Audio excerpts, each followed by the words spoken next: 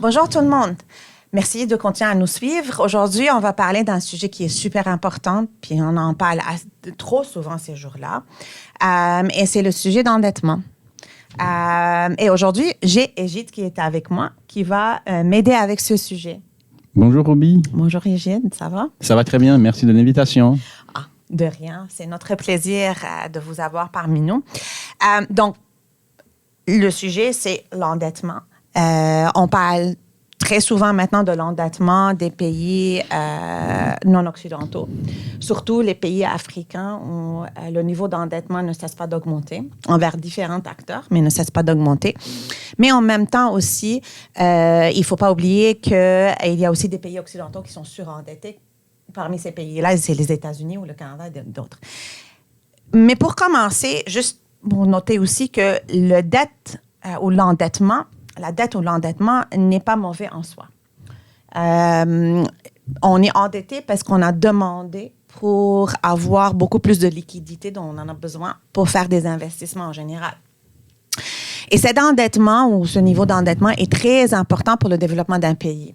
Et si on regarde l'historique de développement des pays occidentaux, comme le Canada, la France, la Grande-Bretagne, les États-Unis, on voit vraiment qu'ils étaient surendettés pour vraiment financer leur industrialisation et les autres étapes de leur développement. Et donc, l'endettement fait partie des outils qu'un gouvernement va utiliser pour développer son pays, pour développer son économie. Donc, en soi, l'endettement n'est pas nécessairement mauvais. Et là, on peut avoir un endettement ou on peut avoir des dettes qui viennent du secteur privé, soit des banques nationales, soit des banques au niveau international, qui peuvent venir des autres gouvernements. Donc, par exemple, le gouvernement canadien va aller donner un prêt à le gouvernement burundais. Ou ça peut être aussi un prêt entre une organisation multilatérale comme le Fonds monétaire international, la Banque mondiale et un gouvernement. Donc, on peut être endetté envers plusieurs acteurs. Mais c'est très intéressant de voir l'ampleur de cet endettement puis essayer de comprendre pourquoi que certains pays se trouvent dans des cercles vicieux d'endettement. Et qu'est-ce qui les a amenés à ce point-là ou qu'est-ce qui a amené au fait qu'ils ne sont plus capables ou qu'ils ne sont pas capables, dépendamment de qui qu'on parle, de minimiser ou d'éliminer leur endettement. Et pour mieux comprendre ce point-là, il faut aller retourner à surtout les pays non occidentaux. Puis là, aujourd'hui, on va parler plutôt des pays francophones non occidentaux, puis majoritairement en Afrique. Mais donc, pour vraiment mieux comprendre, il faut peut-être regarder le moment d'indépendance, ce qui est arrivé durant ce moment-là. Puis dans plusieurs de ces pays-là, il y avait il fallait payer une dette d'indépendance. Et la dette d'indépendance était finalement une manière de peut-être couvrir ou repayer les colonisateurs pour leur investissement, entre guillemets, dans ces pays-là. Donc, ils avaient, grâce à cette indépendance-là, les investisseurs, les colonisateurs, ont trouvé qu'ils ont perdu leur investissement au futur, ou bien les profits futurs de leur investissement, et donc, ils voulaient faire retourner leur argent. Donc, ces pays-là se trouvaient dans des niveaux de dette qui étaient vraiment énormes. En disant, dans certains cas, c'était peut-être équivalent à leur budget pour le secteur de santé.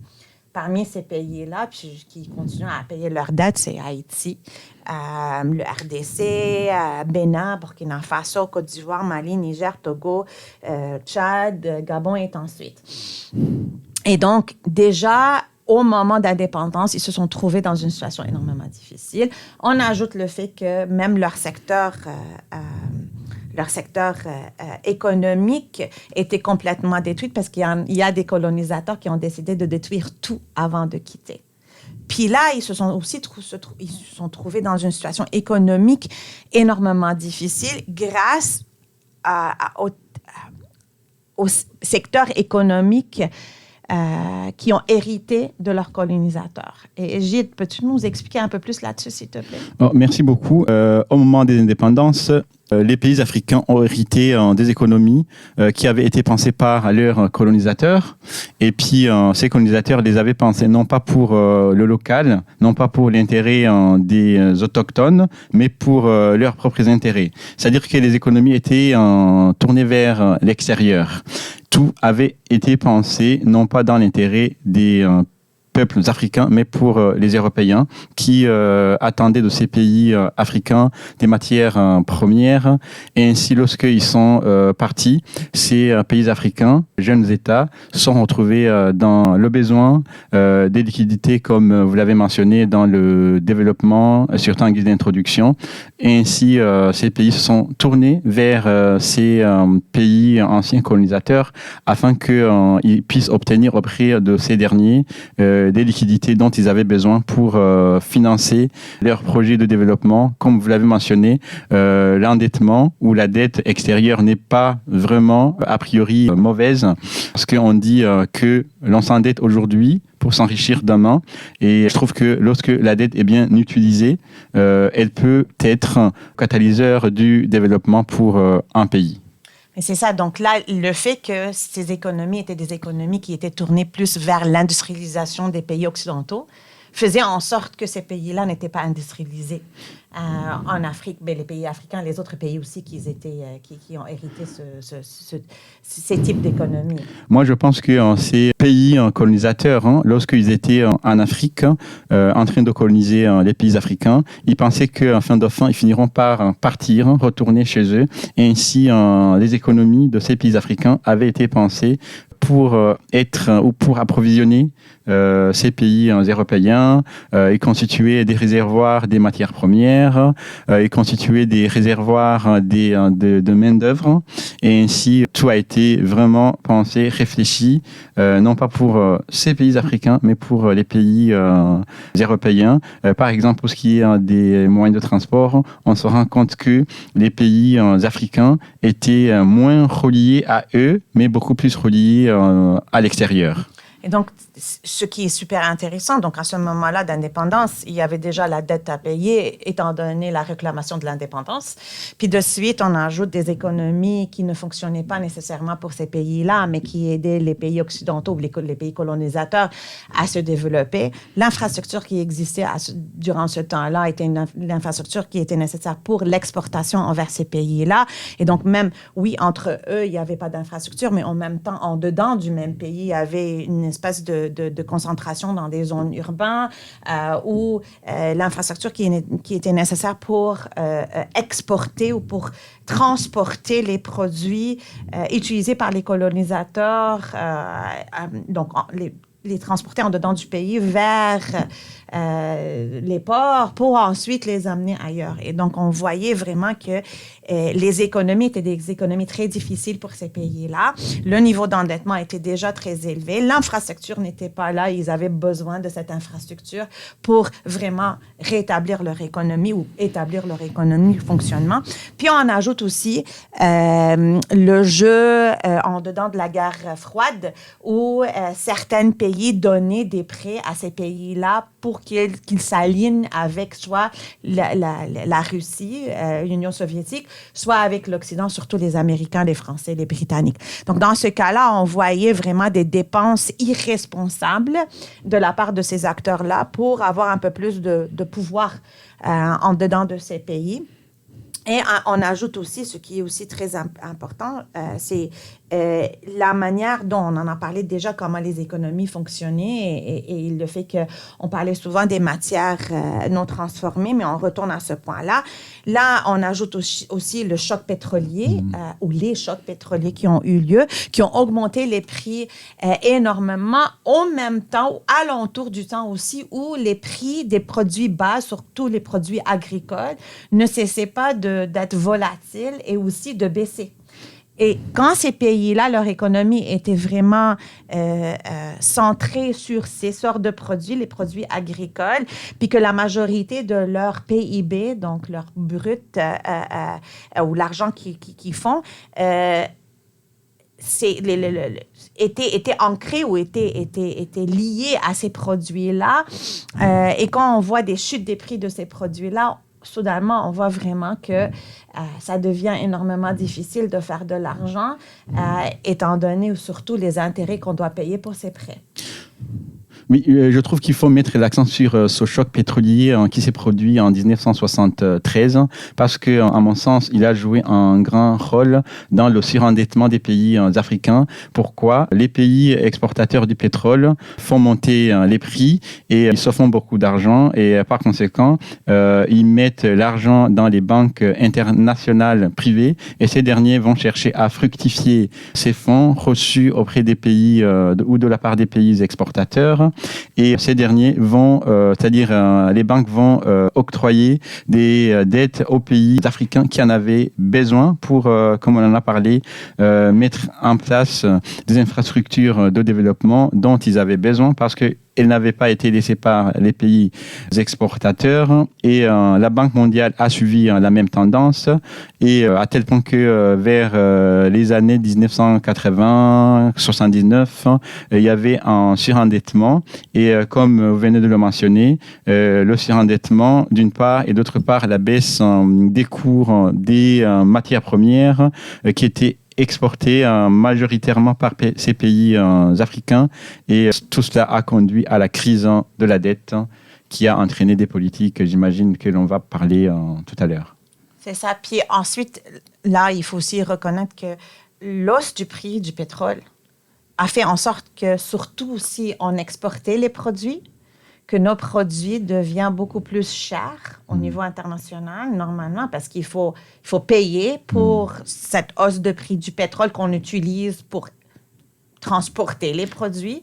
Mais en même temps, les prix au niveau international de ces produits de base, de ces produits agricoles, ont baissé. Oui. Et donc, on voyait beaucoup plus de coûts que de revenus qui ont fait en sorte que ces pays-là, avec leur économie, n'avaient pas autant d'influx d'argent ou de profits qui rentraient pour les aider vraiment. Et donc, ça a amené à des situations énormément difficiles pour ces pays. Et là, on a fait le lien avec l'infrastructure. Tantôt, j'ai parlé de l'infrastructure qui a fait en sorte que ces pays-là avaient besoin d'investir à développer leur infrastructure, soit par rapport aux transportations, soit par rapport à l'électricité, soit par rapport au système de santé, quoi que ce soit. Et là, ils se sont endettés même plus pour aller chercher les fonds nécessaires pour développer cette infrastructure. Toi, tu as l'exemple de ce qui est arrivé en RDC. Ces pays ont cherché à mettre en place des grands projets et comme ils n'avaient pas des fonds pour exécuter ces projets, ils se sont dirigés vers leurs partenaires internationaux, la Banque mondiale, le Fonds monétaire international et bien entendu auprès de leurs partenaires bilatéraux. Et pour le cas de la RDC, il faut vraiment y mettre l'accent parce que c'est un cas marquant, important, avec surtout la construction des barrages d'Inga, Inga 1, Inga 2, qui ont été respectivement construits dans les années 1973 et 1982. Il s'agit des projets qui ont coûté énormément aux contribuables, c'est-à-dire à la population, parce que ces dettes qui ont été contractées auprès des institutions financières internationales ont été ou seront, si on se met à la place de ceux qui ont contracté cette dette, payées par la population, mais la population n'a pas vraiment, à proprement parler, bénéficié de la construction de ces projets ou de la réalisation de ces projets parce qu'une bonne partie de l'électricité, du courant électrique généré par ces barrages, d'une part, ont été orientés vers les mines de Katanga et je souligne que la construction du barrage Inga 3 en perspective et également pensé pour, d'une part, alimenter les mines d'Okatanga et d'autre part, exporter l'électricité vers l'Afrique du Sud. C'est-à-dire que vraiment, sont des projets qui ont coûté cher à la population parce que c'est elle qui s'acquitte de ces dettes. Et d'autre part, il faut reconnaître que leur utilité reste discutable. Et puis ces mines, étaient gérées par qui? Ces mines sont entre les mains des multinationales étrangères. C'est-à-dire que ces projets, d'une part, profitent à ces pays créanciers parce que ce sont ces derniers qui vont tirer des intérêts de ces dettes contractées, d'une part, et d'autre part, il faut reconnaître que ce sont leurs multinationales qui exploitent les mines, les ressources minières dans ces pays, et par ce biais, je trouve qu'ils en tirent des avantages doublement, voire triplement, voire plus. Et donc ça fait partie, finalement, avec ces mines-là, il y a très peu qui restent au pays. Il y a beaucoup de ce profil-là qui sort des pays. Il y a très peu qui restent. Ce sont des accords qui étaient signés par les présidents, quand même, il faut l'avouer aussi, qu'ils étaient signés par les gens dans ces pays-là. On a les multinationales qui ont aussi développé ce barrage-là. Elles étaient responsables pour construire ces barrages. Ce n'était pas les compagnies locales.